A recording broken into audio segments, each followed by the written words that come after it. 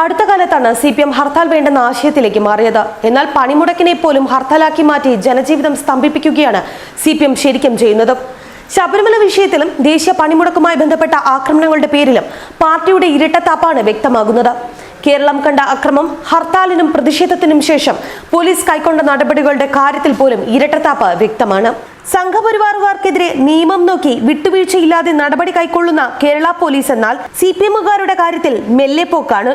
ദേശീയ പണിമുടക്ക് ദിനത്തിൽ സ്റ്റേറ്റ് ബാങ്ക് ഓഫ് ഇന്ത്യ ഓഫീസിൽ കയറി അക്രമം നടത്തിയ തൊഴിലാളി യൂണിയൻ നേതാക്കളുടെ കാര്യത്തിൽ പോലീസ് മെല്ലെപ്പോക്ക് നയം സ്വീകരിക്കുന്നത് ആക്ഷേപത്തിനിടയാക്കുന്നുണ്ട്. ഇത് കൂടാതെ ഹർത്താലുമായി ബന്ധപ്പെട്ട CPM നടത്തിയ ആക്രമണത്തിലെ പ്രതികളെ രക്ഷപ്പെടുത്താനും ഊർജിത നീക്കമാണ് നടക്കുന്നത്. ദുർബല വകുപ്പുകൾ ചുമത്തി കേസെടുക്കുക, ഉന്നത നേതാക്കളെ ഒഴിവാക്കുക, അറസ്റ്റ് വൈകിപ്പിക്കുക തുടങ്ങിയവയാണ് പാർട്ടിക്ക് വേണ്ടി പോലീസ് ചെയ്യുന്ന സഹായം.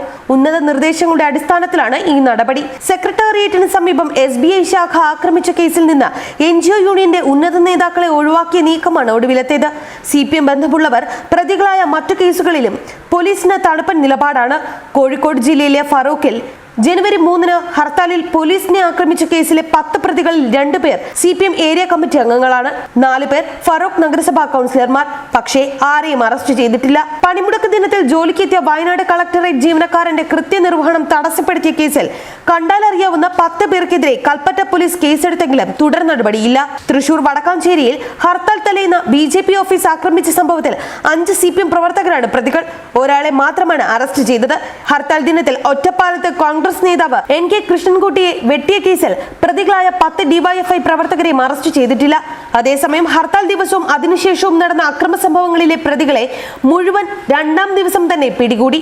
പണിമുടക്ക് ദിനത്തിൽ ആലുവ തോട്ടക്കാട്ടുകരയിൽ ഗ്യാസ് ഏജൻസിക്ക് കല്ലെറിഞ്ഞ സംഭവത്തിൽ CPMന്റെ പ്രധാന നേതാവിനെ ഒഴിവാക്കിയ പോലീസ് 4 CPMകാർക്കെതിരെ ചുമത്തിയത് ജാമ്യം കിട്ടുന്ന വകുപ്പുകളാണ്. ക്രിസ്മസ് രാത്രി തൊടുപുഴ മുതലക്കോടം പള്ളിയിൽ കുർബാന കഴിഞ്ഞു പോയ KSU ജില്ലാ സെക്രട്ടറി CB ജോസഫിനെ ആക്രമിച്ച 14 SFI പ്രവർത്തകർക്കെതിരെ വധശ്രമത്തിന് കേസെടുത്തെങ്കിലും അറസ്റ്റ് ചെയ്തിട്ടില്ല.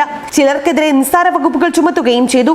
പ്രതികളെ പരിചയമുണ്ടെങ്കിൽ കൂടി അറസ്റ്റ് ചെയ്യാതെ വൈകിപ്പിക്കുകയാണ് ഇവർ. ഡിസംബർ 28-ന് നെടുങ്കണ്ടം ചേമ്പളത്ത് കോൺഗ്രസ് പ്രവർത്തകൻ ജിറ്റോ ജോസിനെ ആക്രമിച്ച ബ്രാഞ്ച് സെക്രട്ടറി അടക്കം 6 പേർക്കെതിരെ വധശ്രമത്തിന് കേസെടുത്തെങ്കിലും തുടർ നടപടിയില്ല. തിരുവനന്തപുരത്ത് SFI പ്രവർത്തകർ 3 പോലീസുകാരെ മർദ്ദിച്ച കേസിലെ പ്രതികളെ 1 മാസമായിട്ടും അറസ്റ്റ് ചെയ്യാൻ പോലീസിന് സാധിച്ചിട്ടില്ല. പാലക്കാട് നെന്മാറയിൽ ഗർഭിണിയെ ആക്രമിച്ച കേസിലടക്കം പ്രതിയായ DYFI നേതാവ് ശബരി ഒളിവിലാണെന്നാണ് പോലീസ് റിപ്പോർട്ട്. എന്നാൽ ഇതേയാൾ ഒരു സംഘട്ടനത്തിൽ പരിക്കേറ്റ് ആശുപത്രിയിലായപ്പോൾ മൊഴിയെടുക്കാൻ പോയത് ഇതേ പോലീസ്. മാത്രമല്ല, മൊഴിയുടെ അടിസ്ഥാനത്തിൽ 7 കോൺഗ്രസ് BJP പ്രവർത്തകരെ അറസ്റ്റ് ചെയ്യുകയും ചെയ്തു. വല്ലങ്ങി മണ്ഡലം കോൺഗ്രസ് പ്രസിഡന്റ് N സോമനെ ആക്രമിച്ച സംഭവത്തിലെ CPMകാരായ 2 പ്രതികളെ ഇനിയും അറസ്റ്റ് ചെയ്തിട്ടില്ല. DYFI ബ്ലോക്ക് ഭാരവാഹിയും ബെവറേജസ് ഔട്ട്ലെറ്റിലെ താൽക്കാലിക ജീവനക്കാരനുമായ ഒരു പ്രതി ഇപ്പോഴും ജോലി ചെയ്യുന്നു. പക്ഷേ പ്രതികൾ ഒളിവിലാണെന്നാണ് പോലീസ് ഭാഷ്യം.